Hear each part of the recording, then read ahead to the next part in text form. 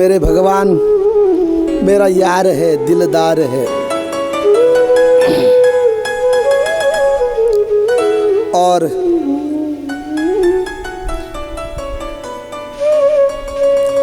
मेरे भगवान श्री कृष्ण ने गौचारण लीला की। गौचारण लीला करते समय मेरे भगवान श्री कृष्ण ने अलग अलग लीलाएं की। साथ मधुमंगल श्री दामा अन्य सखाओं के साथ श्री कृष्ण परमात्मा गैया चरा रहे हैं। एक दिन की बात है, कंस को पता चला मेरा शत्रु तो हर दिन बढ़ते ही रहा है, थोड़ा कंस की ओर भी ध्यान दिया करो, कंस भी जिंदा है। कथा तो हम लोग सुन रहे हैं आनंद की, लेकिन शत्रु को भी कभी भूलना नहीं चाहिए। और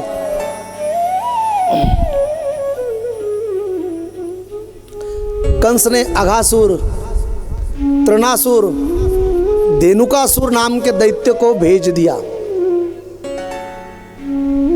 लेकिन मेरे परमात्मा ने सबको उद्धार किया। क्योंकि समय बहुत कम है, तो ऐसे नाम निर्देश से उनका वध किया। और एक बार तो बड़ा आश्चर्य हुआ,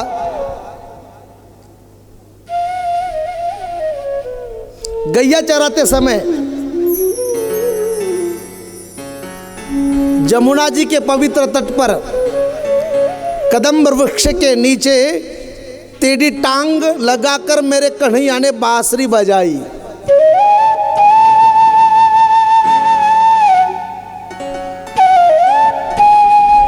यही वर्णन आचार्य जी करते हैं, बंशी विभूषित करा नवनीरदाभात पीतांबरादरुण बिंब फलादरोष्टात् पूर्णेन्दु सुंदर मुखादर विंद नेत्रात् कृष्णात् परम किमपि तत्वमहं न जाने।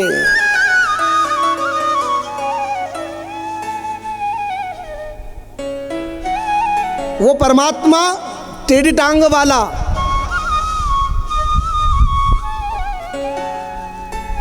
तो वही परमात्मा कदम्ब वृक्ष के नीचे बंशी बजाता है।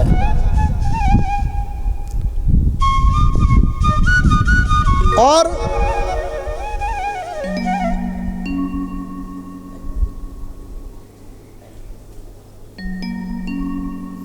कन्हैया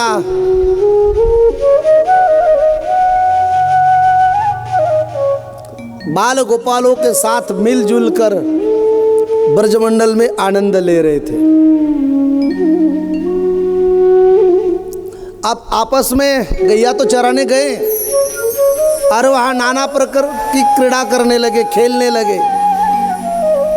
वहाँ बहुत सारे खेल खेलने लगे। उसमें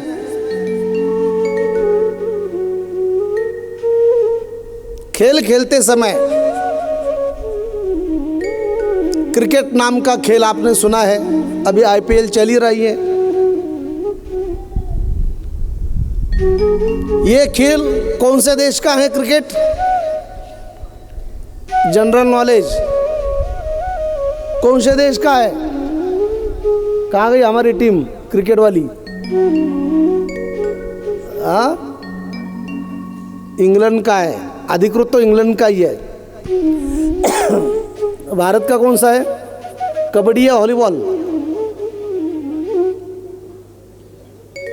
नहीं नहीं, अधिकृत हॉकी है ना। जो इंग्लैंड का बता रहे ना आप क्रिकेट, ये तो हमारे भारत का ही खेल है। और जो पहले मेरे कन्हैया ने खेलना प्रारंभ किया,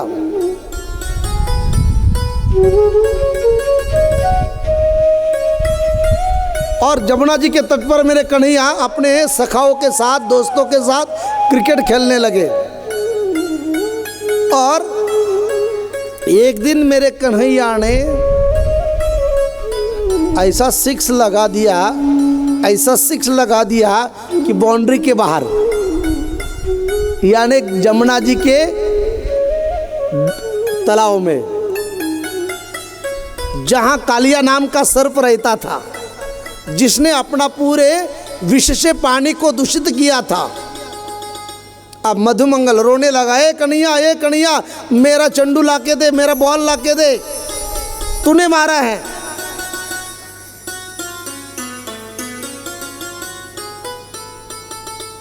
अब कन्हैया तो इसी बात की राह देख रहे थे, कोई मुझे कहे और हम चले जाए। और जैसे वहां गए और जमुना जी में कूद पड़े, सीधा जाकर कालिया को जगा दिया और कालिया को कहा तू यहां से चले जा। वैसे कथा तो बड़ी विस्तार के साथ है। नाग पत्नी ने जब कन्हैया को देखा तो देखते ही रही और कहने लगी, लोग कितना सुकुमार हैं और ये ना जाने यहाँ मौत के कुएं में क्यों आया है। अब वो क्या जाने, ये कालों का भी काल महाकाल है।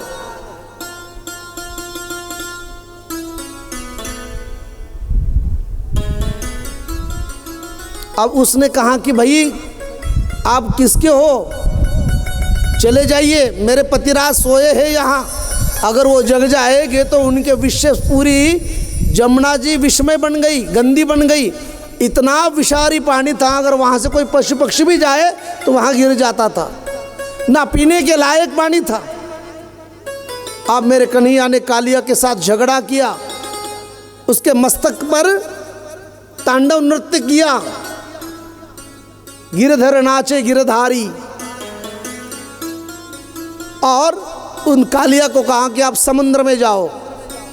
अरे गंगा का यमुना का पानी पीने लायक है, अगर इसको आप गंदा करोगे तो हम किसान लोग क्या करेंगे, तो आप समुद्र में जाओ, क्योंकि समुद्र का पानी पीने की काम का नहीं है, आप वहां जाके अपनी गंदगी फैलाओ।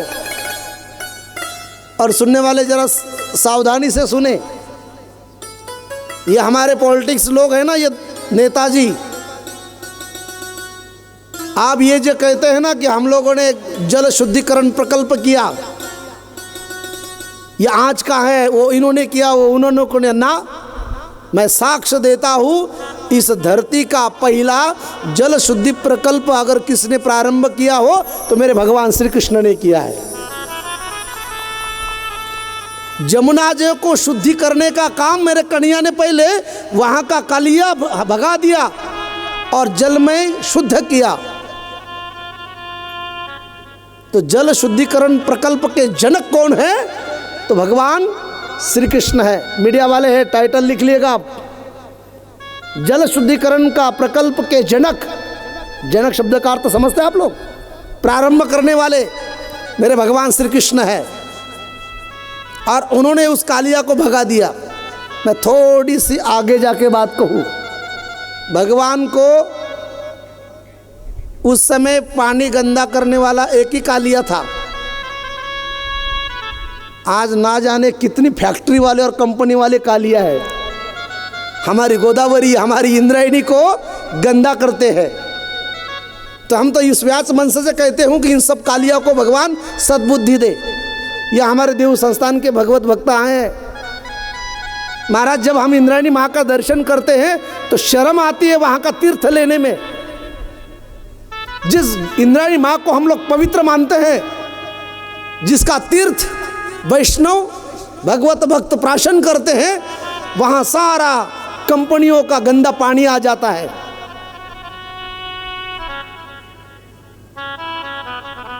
कोई आवाज उठाने के लिए तैयार नहीं है। जरा आओ, गंगा जी का जल देखो, नर्मदा मैया का जल देखो, कितना शुद्ध जल है। और महाराष्ट्र तो संतों की भूमि कहाँ गई है, और इस महाराष्ट्र की भूमि पर ऐसी हमारी धर्म नदियों के हाल है। इनको भगवान ही बचाए, इनका कोई वाली तो और है ही नहीं।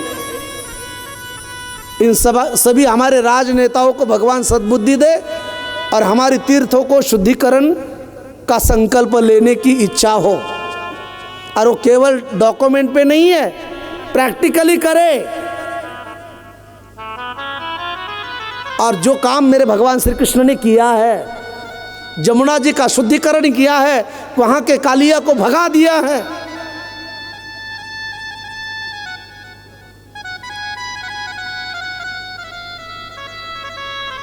तो ऐसे नाना प्रकार की लीलाएं मेरे कन्हैया यानी श्रीमद् भागवत में आपके और हमारे सामने समाज उपयोगी बताई है। अगर आप कहो कि भागवत कोई धार्मिकी लोगों के लिए ना, भागवत सबको सिखाती है। राजनेताओं को राजकारण कैसे करना चाहिए, समाज नेताओं को समाज की सेवा कैसी करनी चाहिए, साधकों को साधना कैसी करनी चाहिए, ये सब कुछ भागवत में है। इसीलिए इस भागवत जी को महासागर कहा है। ये सब है, पापियों को पाप से तारने वाली है।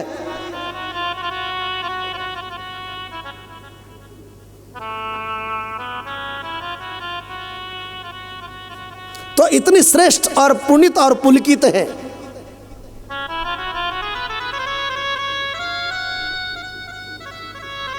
तो आपसे भी मेरी प्रार्थना इस व्याच मंच से, आजकल पानियों की बहुत दिक्कत हो रही है, तो माताओं से भी विनंती है, आप सबसे भी विनंती है। आप तो भाग्यवान है, गंगापुर डैम आपके नज़दीकी है, लेकिन पानी जरा संभाल के यूज करो। आने वाले समय में बहुत दिक्कत आएगी। वैसे तो आज ही हम लोग 20 रुपये लीटर से पानी ले ही रहे डेली का। आने वाले समय तो इतनी नौबत आएगी, आपको 8 दिन में नहाना पड़ेगा, जुम्मा के जुम्मा। तो इसलिए पानी का दुरुपयोग ना करे, पानी का सदुपयोग करे। वैसे ये तो काम तो नेताओं का है, लेकिन हम कर रहे, क्या करें। प्यार से बोलो राधे राधे, जरा जोर से बोलो ना, क्योंकि हम भी तो समाज के घटक हैं। हम भी स्वतंत्र भारत के स्वतंत्र नागरिक हैं, और इसी का भी स्वतंत्र हमें है, जो डॉक्टर बाबा साहब अम्बेडकर ने संविधान में हमें प्रदान किया है। तो इसी देश के नागरिक हैं हम कहीं से भी चुनाव लड़ सकते हैं। तो इसका मतलब ये नहीं कि हम चुनाव लड़ने वाले हैं, हम तो ये कहते हैं चुनने वाले को अच्छा चुनो, लड़ाई झगड़ा करने वालों को मत चुनो। जो समाज की सेवा करे उनके प्रति आदर रखो। ये सामाजिक उपक्रम हमारे भागवत जी में कहे हैं। इसलिए समाज उपयोगी ज्ञान हमारे श्रीमद् भागवत में है। प्यार से बोलो राधे राधे। और ऐसी मेरे कन्हैया ने लीला प्रारंभ की। एक लीला तो बड़ी गजब की है। एक दिन क्या हुआ, कन्हैया जी बाल गोपालों के साथ गौचारण लीला कर रहे थे, और कन्हैया ने कहा अपने सखाओं से, कल आप अपने घर से मुझे कुछ खाने के लिए लाना। अब सब लोग पैसे वाले थोड़े होते हैं, आपका जो फ्रेंड सर्कल है उसमें सब अमीर थोड़े होते हैं, कोई गरीब श्रीमंत होते हैं सब प्रकार के। उसमें मधुमंगल नाम का एक भगवान का सखा है, बहुत गरीब, और मधुमंगल घर गया और अपनी माँ से कहने लगा, माँ मेरे कन्हैया ने कल खाने के लिए कुछ मांगा है। देखो मेरे भगवान भी कितने नटखट हैं। करोड़पति लाइन में बैठा है कि भगवान हमसे कुछ ले लो, भगवान उससे मांग नहीं रहे, और जिसके पास देने के लिए कुछ नहीं है उससे कह रहे कि मुझे चाहिए। ये तो भगवान की इच्छा होती है किससे लेना है और किससे ना लेना है। नाना आपसे करोड़पति लोग हैं दुनिया में, लेकिन वो हर सबसे थोड़ी कथा करवाता है। वो ठीक ठाक जानता है किससे करवाना है, किससे नहीं करवाना है। तो मधुमंगल से मेरे कन्हैया ने कहा कि मुझे कल खाने के लिए कुछ चाहिए। अब मधुमंगल घर गया, मैया से कहने लगा, माँ कल मेरे कन्हैया ने, मेरे सखाओं ने कुछ खाने के लिए मांगा है, कुछ तो कुछ दे दो। अब मैया पूरी घर ढूंढने लगी, लेकिन मेरे कन्हैया को देने के लिए कुछ नहीं है। आज भी समाज में यही रीत है, जिसके पास देने के लिए बहुत कुछ है वो देता नहीं, और जिसके लिए देने के लिए कुछ नहीं वो देने की इच्छा रखता है। तो भगवान ने आपको कुछ दिया है तो आपके समाज के लिए, आपके धर्म के लिए, आपके परिवार के लिए उसमें से कुछ ना कुछ योगदान किया करो। क्योंकि समाज के प्रति, अपने धर्म के प्रति, अपने संस्कृति और संस्कार के प्रति हमारा कुछ कर्तव्य बनता है। अब मधुमंगल बार बार कहने लगा, मां कुछ मिला? बोले ना। और सवेरे हो गया, सभी बाल गोपाल जंगल में गैया चराने के लिए वृंदावन में गए, और लास्ट समय मैया ने देखा एक मटके में 10 दिन का बासी छाछ पड़ी थी। छाछ समझते हैं? ताक, 10 दिन की। और मैया ने मधुमंगल से कहा, बेटा लाला, तेरे सखाओं को देने के लिए तो हमारे घर में कुछ भी नहीं है, लेकिन 10 दिन की बासी छाछ है, ले जा। माँ दे दे, कुछ तो कुछ दे दे। वो कन्हैया है, बड़ा दयालु है, बड़ा कृपालु है। वो ये नहीं कहता कि आप श्रीखंड पूरी दे दो, जो है वो दे दो। आप देने के लिए तो कुछ है ही नहीं, लेकिन मिली छाछ तो ले जाए, तो किसी में ले जाए, कोई बर्तन भी तो नहीं है। तो मेरे मधुमंगल ने उस छाछ को आपने मुख से लिया, मुख में लिया। अब कोई कटोरा तो है ही नहीं, और मुख में लेके यूं मुंह फैलाया, और यूं ही मुंह में पकड़ कर जैसे कन्हैया के पास गया। कन्हैया ने, कृष्ण ने देखा मधुमंगल कुछ ना कुछ मेरे लिए मुंह में लाया। अब जैसे कृष्ण को मेरे मधुमंगल ने देखा तो मन में मन रोने लगा, मैं ये छाछ मेरे कन्हैया को नहीं पिलाऊंगा। बोले क्यों? ये बहुत खट्टी है, बहुत बासी है, अगर ये छाछ मेरे कन्हैया को दूंगा तो मेरे कन्हैया को खांसी हो जाएगी, उसका सिर दर्द हो जाएगा। मैं नहीं चाहता कि मेरे वजह से मेरा भगवान दुखी हो जाए। ये कितना प्यार है ना। और जैसे एक पेड़ के पीछे जाकर खुद पीने लगा तो मेरे कन्हैया ने देखा मेरे लिए लाया और अकेले खा रहा है, और कन्हैया भाग गए और मधुमंगल को यूं गले लगा लिया, और उसके मुंह से निकली हुई झूठी हुई छाछ अपने चुम्मा से पीने लगे। यह दृश्य ब्रह्मा जी ने देखा। ओहो! और जिस भगवान को नाभ्यासित अंतरिक्ष गुण इस वेद मंत्र द्वारा भोग लगाया जाता है, वो भोग खाता नहीं है, और यहां गोपालों की झूठन खा रहा है। ये तो भगवान हो ही नहीं सकता। ब्रह्मा जी को लगा कि ये भगवान हो ही नहीं सकता, तो भगवान की परीक्षा लेने का सोचा ब्रह्मा जी ने, और धरती पर आए। और धरती पर आने के बाद उन्होंने देखा सब गोल बालों को इकट्ठा मेरे कन्हैया ने किया, सबके बीच में बैठे और सबकी झूठन खा रहे हैं। विभ्रद वेणुर जठर पठयो शंग वेत्र चकक्षे, ये सब आनंद मेरे कन्हैया ले रहे। ये ब्रह्मा जी ने देखा। और जैसे ब्रह्मा जी को लगा ग्वाल बालों की झूठे खाने वाला ये भगवान हो ही नहीं सकता, अब इसकी परीक्षा ली जाए। आप मुझे बताना, परीक्षा किसने किसकी लेनी चाहिए? बेटे ने बाप की परीक्षा लेनी चाहिए, बाप ने बेटे की? बोलिएगा।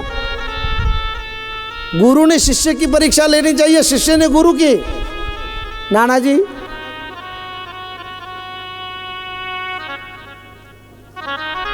आप नहीं बात करोगे? हाँ, बेटे ने बाप की परीक्षा लेनी चाहिए।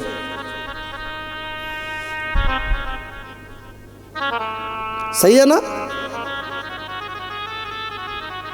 अरे आप बोल क्यों नहीं रहे? आज एकादशी का मौन रखा है, आज मौन रखा है आप लोगों ने।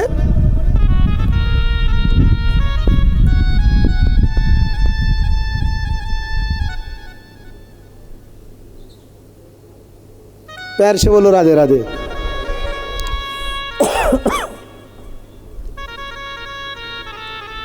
किसने किसकी परीक्षा लेनी चाहिए? बाप ने बेटे की लेनी चाहिए, गुरु ने शिष्य की लेनी चाहिए, बड़ों ने छोटे की लेनी चाहिए ना। अब यह उल्टा हो रहा है। भगवान विष्णु आदि नारायण का बेटा ब्रह्मा, मैंने सृष्टि वर्णन में कथा की ना, जिसके नाभि से ब्रह्मा जी पैदा हुए। शांताकार भुजगशयनम पद्मनाभम सुरेशम गगन सदृशम, उस नारायण के नाभि से ब्रह्मा जी का जन्म हुआ। और ये ब्रह्मा भगवान का बेटा है, और आज खुद बेटा ही पिता की परीक्षा लेने बैठा है। ये तो कली का मेहमान है। और जैसे मेरे कन्हैया की परीक्षा लेने ब्रह्मा जी ने सोचा, परीक्षा लूं तो कैसी लूं? अब क्या किया ब्रह्मा जी ने, वहां जो ग्वाल बाल और गैया थी ना, उन्हीं को चुरा कर अपने ब्रह्मलोक ले गए। कहाँ ले गए? सबको किडनैप किया और ब्रह्मलोक में ले गए। अब ब्रह्मा जी ने सोचा, अगर ये डुप्लीकेट होगा तो रोएगा, चिल्लाएगा, पुलिस कंप्लेंट करेगा, भाग दौड़ करेगा, मेरे सखा कहाँ है, मेरी गैया कहाँ है, मेरे यहाँ चोरी हो गई, मेरे यहाँ चोरी हो, ऐसा चिल्लाएगा, शोक व्यक्त करेगा। अब ब्रह्मा जी ने सबको उठाकर अपनी माया से सत्यलोक ले गए। अब मेरे कन्हैया जैसे इधर उधर हुए और देखा तो गैया भी नहीं है और यहाँ ग्वाल बाल भी नहीं है। अब गए तो कहाँ गए? आवाज लगा दिया, ए मधुमंगल, ए श्रीदामा, अरे आप कहाँ हो? अब कोई आवाज ही नहीं दे रहा है, क्योंकि उनको कौन ले गए?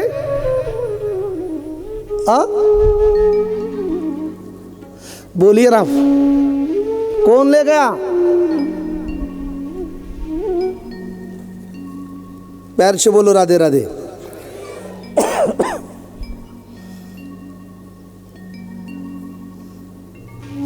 तुम्ही बोला गड्या माझ्याशी, तुम्ही थोडं बोला, बरं वाटेल मला। तुम्ही बोलण्यासाठी मी तुमच्या आवडीचं बोलतो।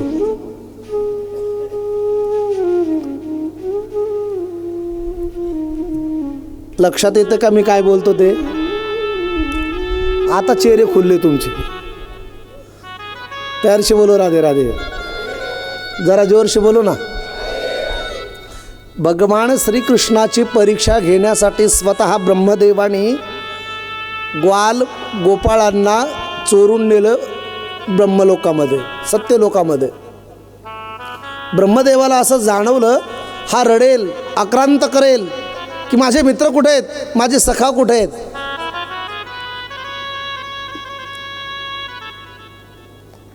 पण भगवान श्रीकृष्णाच्या चेहऱ्यावर किंचितही टेन्शन नाही। तो टेंशन का घेईल? तो टेंशन देने वाला है। हाँ, टेंशन लेने का नहीं, टेंशन देने का। प्यार से बोलो राधे राधे। हाँ, टेन्शन घ्यायचं नाही, टेन्शन द्यायचं दुसऱ्याला. दुसऱ्याचं टेन्शन आपण कधीच घ्यायचं नाही.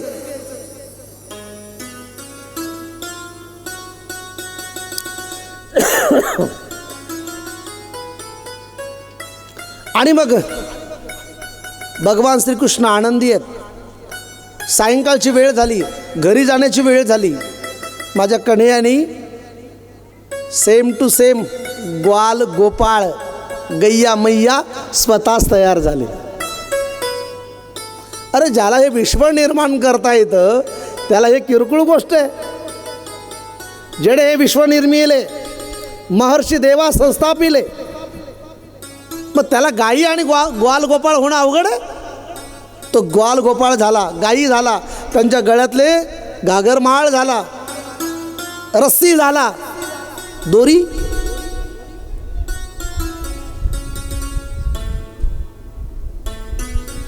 तो परमात्मा झाला.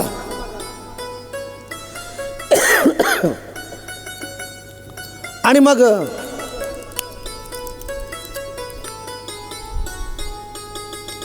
ब्रह्मदेव खाली येऊन पाहतायत हा रडत असेल म्हणून. तर चमत्कार काय झाला माहिती आहे? सेम टू सेम चाललेत घरी. ब्रह्मदेव कन्फ्यूज झाला, ते खरे का हे खरे.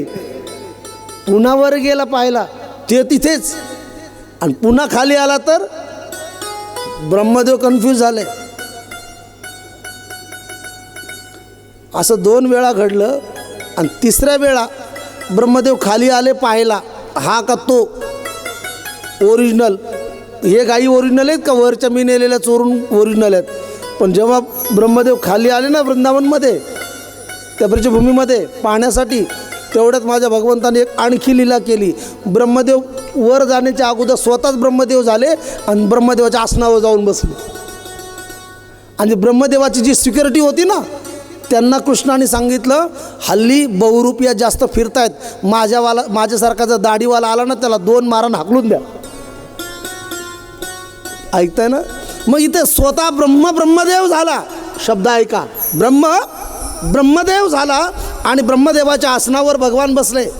ओरिजिनल ब्रह्मा. बिचारे आले नेहमीप्रमाणे, जे चौकीदार होते, जे सल्यूट मारायचे, आज त्यांनी काठे आडवा लावले. ए बाबा कहाँ जा रे? ब्रह्मदेव म्हणला, आज ड्युटीवर काय? म्हणजे शुद्धीवर आलात ना ड्युटीवर? अरे रोज मला सल्यूट करणारे तुम्ही आज मलाच म्हणताय कुठं जात आहेत? एक चौकीदार म्हणला, अरे आपल्या मालकाने सांगितल्याप्रमाणे हल्ली बहुरूपिया जास्त फिरत आहेत. तुम्हाला माहिती आहे ना बहुरूपिया, जे पोलिसाचे कपडे घालून फिरतात. हां, एक म्हटला, अरे बहुरूपिया असू दे, पण रूप किती सेम टू सेम घेतलंय. जा याला मालकाकडे जाऊ दे, 10-5 रुपये मिळतील. ब्रह्मदेव म्हटला, माझी फारच इज्जत घातली, 10-5 रुपयावर चाललं. ब्रह्मदेव म्हटला, अरे मी ब्रह्मा आहे. एक चौकीदार म्हणला, ए बाबा आवाज खाली कर, व्यवस्थित बोलला तर ठीक, नाहीतर हाकलून बाहेर देईल. ब्रह्मदेव म्हटला, झालं काय? काय नाही, आमचा मालक आत बसलाय. आणि मग ब्रह्मदेवाच्या लक्षात आलं काहीतरी कन्फ्युजन होत आहे. आणि मग ब्रह्मदेवाने 2 मिनटं डोळे बंद केले आणि CCTV कॅमेरा पाहिला ध्यानाने, अंतर्मुखाने. आणि मग लक्षात आलं, ओ हो, जिसकी परीक्षा हम लेके कन्फ्यूज हुए हैं, जिस भगवान को हमने मानव समझा, जीव समझा, वो तो कोई आम नहीं है, ये तो सच्चा ब्रह्म तो वही है. आणि मग ब्रह्मदेव शरण आले आणि मग सांगतात, हो तो ओरिजिनल आहे, मी डुप्लिकेट आहे. आणखी एक वाक्य सांगतो दादा, हे आपल्या जे बसलेत ना काही शेठ म्हणून घेणारे शेठ, आणि इथल्यापेक्षा तुमच्या पुण्यात जास्त शेठ आहेत, बरोबर आहे ना? पुण्याला जास्त शेठ आहेत. हां, नाशिकला तरी कमी आहेत, पुणे जिल्ह्यात जास्त शेठ आहेत. म्हणजे शेठ कुठलाही असू द्या, मग तो पुणे जिल्ह्यातला असू द्या, तर दिल्लीतला, तर गल्लीतला असू द्या, जे स्वतःला शेठ म्हणून घेतात ना, त्यांनी माझं वाक्य ऐका, तुम्ही ओरिजिनल सेटच नाहीत. ओरिजिनल सेट कोण आहे माहिती आहे? माझा भगवान श्रीकृष्ण. सेठों का ही सेठ, मेरा सावरिया सेठ, बाकी सेठ फोटो स्टेट. फोटो स्टेट समजते आप लोग? फोटो स्टेट म्हणजे झेरॉक्स. फोटोस्टेट शब्दाचा अर्थ काय? झेरॉक्स. इंग्लिशमध्ये त्याला फोटोस्टेट म्हणतात. Xerox 2 copy, carbon copy. सेठो काई सेठ मेरा सावरिया सेठ, बाकी सेठ फोटोस्टेट. खरा सेठ कोण आहे? तो परमात्मा आहे. आणि मग ब्रह्मदेवानी शरण आले, ब्रह्मस्तुती केली, देवा माझ्याकडनं चुकलं. आणि मग अशा अनेक लीला करत असताना एक वेळेचा प्रसंग आहे. कन्हैयाला मित्रांनी सांगितले, तुझ्या तू गाई ओळ. काय तुझा ठेका घेतला का आम्ही? तू मोठा तुझ्या घरचा. नाना, कधी जर तुम्ही तुमच्या मित्रांमध्ये गेलात ना, जुन्या मित्रांमध्ये, तर जुन्या मित्राला काही घेणं देणं नाही. तुम्ही मोठे मालक, कंपनीचे मालक, गजरा फॉर्म तुमच्या ताब्यात, काही घेणं देणं नाही. ते म्हणतात तू आमचा जुना मित्रच आहे. आणि मला तरी एवढं कळतं, शहाण्या माणसांनी मित्रात शायनिंग मारू नये. शहाण्या माणसांनी मित्रांमध्ये मी खूप मोठा आहे हे दाखवू नये, कारण तुमची कुंडली त्याच्याकडे असते. हां, एखादा नेता झाला, एखादा कोणी मोठं झालं ना, मित्रांमध्ये त्यांनी शांत बसावं, कारण तुझे काय सगळं आम्हाला माहिती आहे, आ से आ तक. या वाक्यात समजून घ्या. प्यार से बोलो, राधे राधे. जरा जोर से बोलो ना. अख्खं माहिती आहे आम्हाला. मग एक म्हटलं, हे कृष्णा, तू असेल नंदाचा राजकुमार, आम्हाला घेणं देणं नाही. आमच्याशी खेळतोय, रडी खेळू नको. गाई ओळण्याचा नंबर तुझा आहे. कृष्ण म्हणला, अरे काम कर ना, आजच्या दिवस तू ओळ ना. एक म्हणला, कृष्णा ओळल्या असत्या रे, पण तुझ्या गाई आम्ही सगळे ओळल्या असत्या, पण त्याच्यात एक डेंजर गाय, ती फार मारती, ती आमच्याकडनं ओळली जात. काय तिचं नाव? तर मणेरी. तिचं नाव काय? मणेरी. मणेरी शब्दाचा अर्थ मन. ही 14 इंद्रिय, 14 गायीचं गोकुळ म्हणजे शरीर. आध्यात्मिक वेदांत आहे का? गोकुळ म्हणजे केवळ 4 भिंतीचं घर येऊ नका. हे शरीर म्हणजे गोकुळ, आणि या गोकुळातले 14 इंद्रिय म्हणजे गायी, आणि आत्मा म्हणजेच परमात्मा. आत्मा म्हणजेच परमात्मा. तो आहे म्हणून या गोकुळाला किंमत आहे. हे 14 गायी आहेत, आणि यातली सर्वात डेंजर मारकी, तिचं नाव मणेरी. मनासारखं विचित्र एकही इंद्रिय नाही. सगळ्याला बांधून ठेवता येईल, पण मनाला बांधता येत. मन कसं आहे? तर मन ही चंचलम कृष्ण प्रमाथी बलभद्रम. अतिशय मन चंचल आहे. म्हणून तर भक्त देवाला म्हणतायत, देवा तू मन हे मीच करी, माझी भजनी प्रेम धरी. मन मना मद भक्तो मध्याजी माम नमस्कुरू. मन अतिशय चंचल आहे, याला सांभाळणं होत नाही. आणि चंचल मनाला स्थिर करण्यासाठीच श्रीमद भागवत कथा आहे. याला स्थिर करण्यासाठीच ही कथा आहे. हे फार चंचल आहे, फार चंचल आहे. हे किती चंचल आहे माहिती आहे? एका सेकंदात दिल्लीला जाऊन येतं. एका सेकंदात दिल्लीला जाऊन येतं. एक सेकंद सुद्धा लागत नाही. तुम्ही बघा, आता बसल्यात ना इथे, 2 मिनिटात तुम्ही घरी जाऊन येता. गॅस बंद केला का नाही? हा, वेळ लागत नाही त्याला. मन बडा चंचल है, इसे कितना समझाऊ, जितना समझावे उतना ही मचल जाए. फार चंचल आहे मन. याला भगवंताच्या चरणावर स्थिर लावा. बरं, याची दुसरी वैशिष्ट्य सांगतो. हा भगवंताच्या चरणावर स्थिर होतच नाही होत. नको तिकडे जाईल, पार्टीला जाईल, फिरायला जाईल, पिकनिकला जाईल, पण कथेत येणार नाही. देवाच्या चरणावर स्थिर होणार नाही. करावं लागतं त्याला. कुठे? देवाच्या चरणाजवळ. म्हणून मन फार विचित्र आहे. म्हणून माणसं शरीराने कमी दुखी आहेत आणि मनाने जास्त आहेत. म्हणून मन प्रसन्न ठेवा. माझ्या तरुण मित्रांनी विशेष वाक्य आहे का? जगामध्ये बॉडी वॉश करण्यासाठी नाना प्रकारचे प्रसाधने आहेत. बॉडी मीन्स शरीर. शरीर धुण्यासाठी, साफ करण्यासाठी जगात खूप प्रोडक्ट आहेत. हँडवॉश वेगळं, फेसवॉश वेगळं, बॉडी वॉश वेगळं. शरीराच्या प्रत्येक पार्टाचं एक एक साबण वेगळं काढले विज्ञानाने. हा, एखाद्याच्या घरी जर आपण आंघोळीला गेलो ना नाना, त्याच्या बाथरूममध्ये गेलं की असं वाटतं चुकून दुकानात तर नाही आलो. कोणतं कुठं लावायचं हेच कळत नाही. हा, आमच्याकडे एक आजी आली आणि तिने फेसवॉश पेस्ट म्हणून त्याने दात घासायली.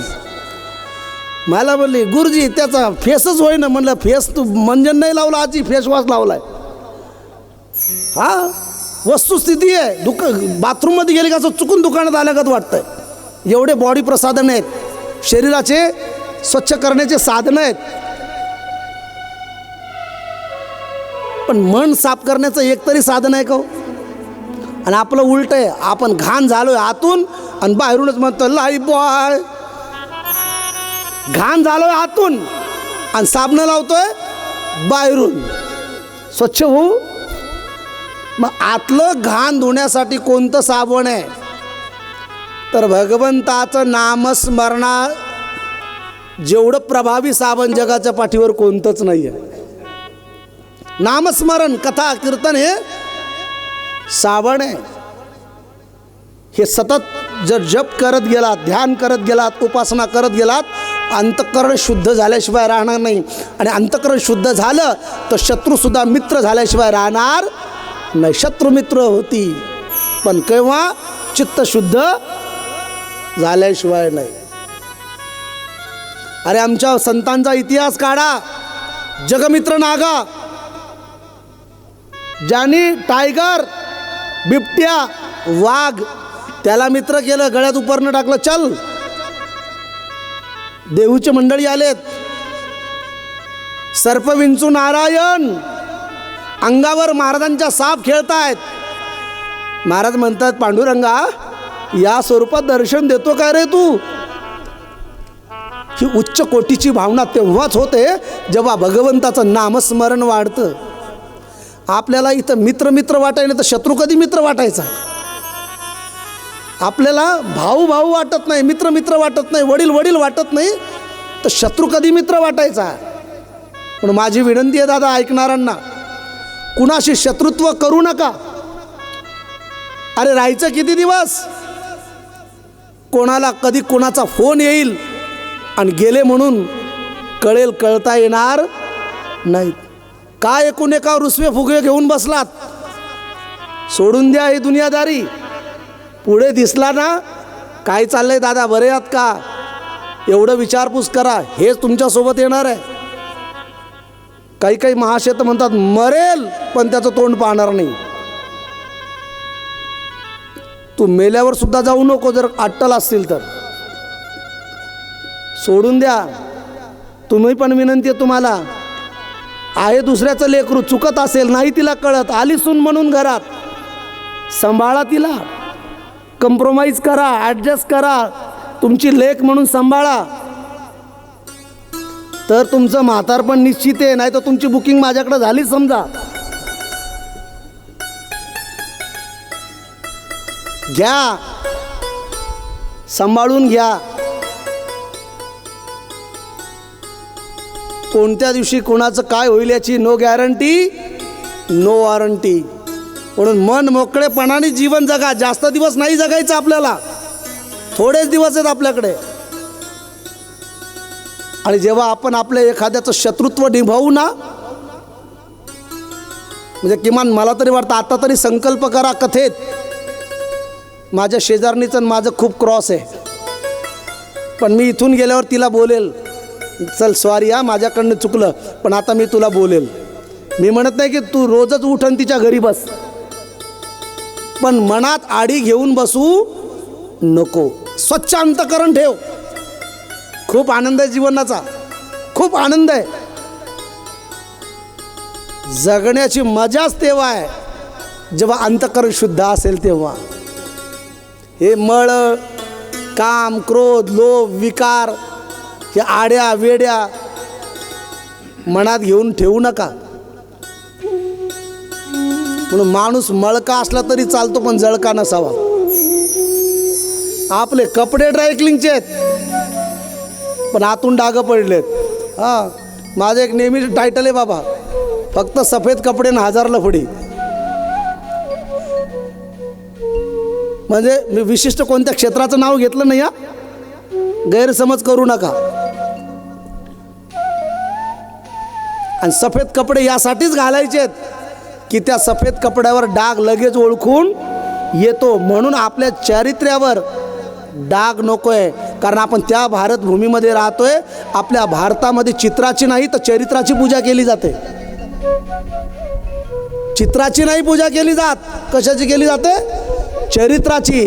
चित्राची जर पूजा असेल तर या नटी नटांचे फ्लॅक्स बॅनर असतात, त्यांची कधी पूजा केली आपण ना? ये हम भारतवासी है, हम चित्रों की नहीं तो चरित्रों की पूजा करती है.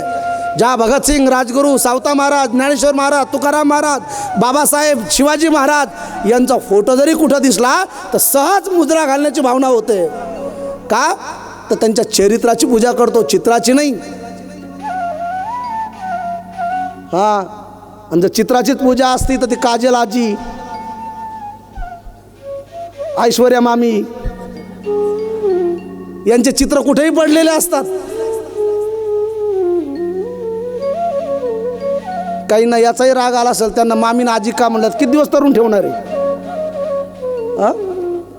अरे जाणार है, ये काया है, एक ना एक दिन छूट जाएगी. प्यार से बोलो राधे राधे.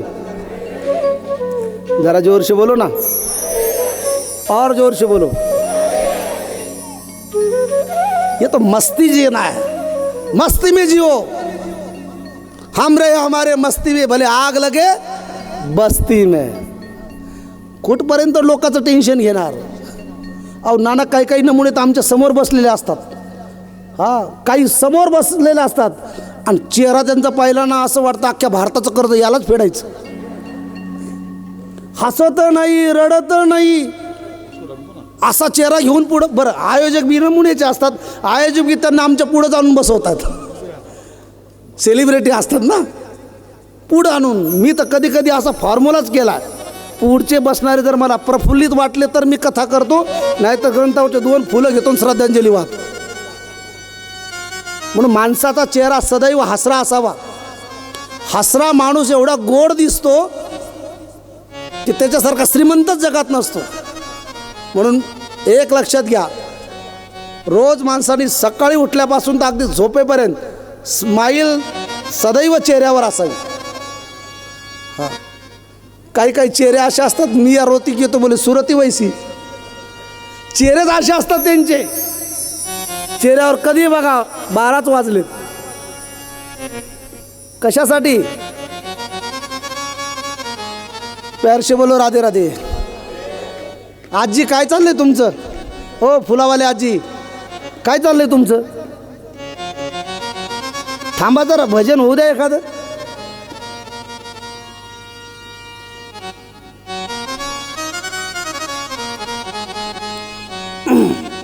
प्यार से बोलो राधे राधे.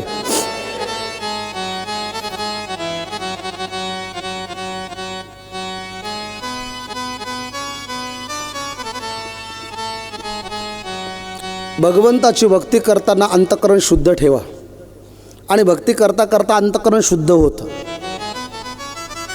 आपला परिवार सुखी समृद्धी होण्यासाठी देवाने जी आपल्याला संपत्ती दिली ना आणि जी संतती दिली ना, किमान आपल्या परिवारात मुलीचे लग्न आपण अनेक वेळा केलेत, वास्तुशांत्या अनेक वेळा केलेत, वर्षश्राद्ध अनेक वेळा केलेत. किमान आपल्याकडनं असं सामाजिक आणि धार्मिक एखादा संकल्प तरी पूर्ण व्हावा. समाजासाठी समर्पण केलं पाहिजेत.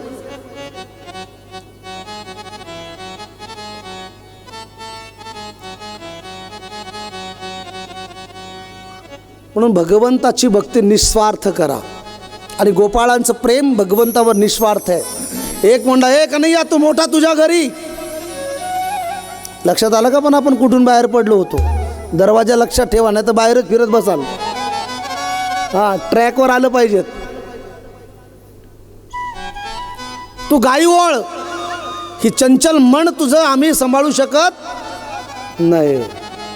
आणि मग भगवंताला चंचल मन सांभाळण्यासाठी आपलं मन देवाला दिलं पाहिजे.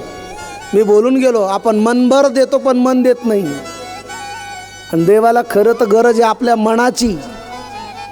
म्हणून तू म्हण हे मीच करी, माझी भजनी प्रेम धरी.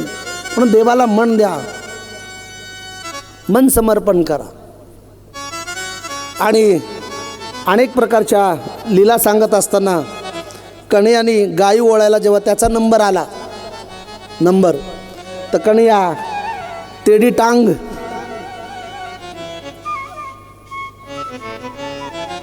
कदंब नावाच्या वृक्षाच्या खाली पुन्हा कन्हैया उभे राहिले एका शिळेवर.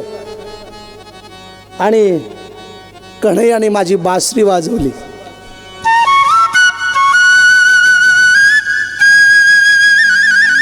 या बासरीचे स्वर एवढे मधुर आहेत की ज्या सैरा वैरा धावणाऱ्या गायी सुद्धा कान टवकारून बघतायत. हो हो, मुझे कन्हैया का बुलावा आ गया. स्तब्ध झाल्या. यमुनेचं खळखळ वाहणारं पाणी स्तब्ध झालं. जपी तपी संन्याशांच्या साधना स्तब्ध झाल्या. एवढी सुमधुर माझ्या कन्हैयाची बासरी वाजली. एवढंच नाही तर या बासरीचे स्वर ऐकून ब्रजमंडलच्या साऱ्या गोपी वृंदावनाच्या पवित्र भूमीमध्ये आल्या. आणि आल्यानंतर त्या गोपींनी कृष्णाला सांगितलं, ए कन्हुआ, ए कृष्णा, का आवाज दिलास आम्हाला? तू बासरी वाजवतोय आणि आम्हाला बोलवतोय. कृष्ण म्हणाले, ए गोपी, मी कधी तुला आवाज दिला? कारण प्रत्येक गोपीला असं जाणवायचं की तो मला बोलवतोय बासरी वाजवून. आणि त्या बासरीच्या स्वराला मंत्रमुग्ध झाल्या. आणि ते बासरीचे स्वर अंतकरणाचा छेद करून, मन द्रवीभूत करून भगवंताच्या चरणावर विलीन करण्यासाठी ह्या सर्व गोपी आल्या.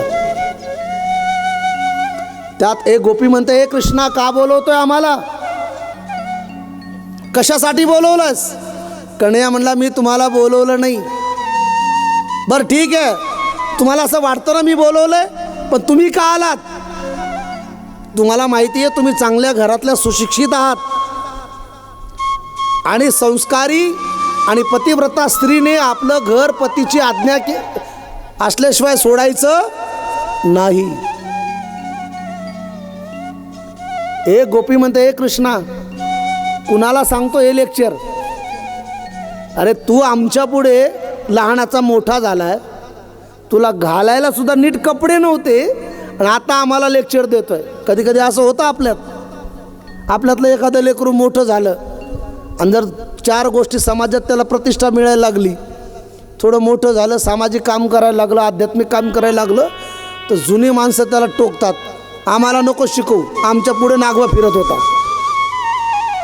बोलतात का नाही असं? त्या गोपी म्हणतात, आहे आमच्या पुढे गाईच्या पाठीमागं हियो हियो करत डोलत होता. एवढंच नाही, तो छच्या भर छाछ पे नाच नचावे. अरे वाटीभर ताकासाठी नाचणारा तू. आम्हाला म्हणायचं मला ताक दे, ताक दे, आणि मग आम्ही म्हणायचो तू नाच, तेव्हा तुला ताक देतो. म्हणून छच्या भर छाछ पे नाच नचावे. वाटीभर ताकासाठी नाचणार आणि तू आज आम्हाला लेक्चर देतो की पतिव्रता धर्म काय असतो. या दोघींचा संवाद चालू आहे, गोपींचा आणि कन्हैयाचा, की पतिव्रता स्त्रीने पतीची आज्ञा घेतल्याशिवाय घर सोडू नये. कथा फार गोड आहे, नीट ऐका. आणि मग कृष्ण म्हणतायत पतिव्रता धर्म पाळा. एक गोपी म्हणते, कृष्ण ऐक, मी काय सांगते तुला, आम्हाला नको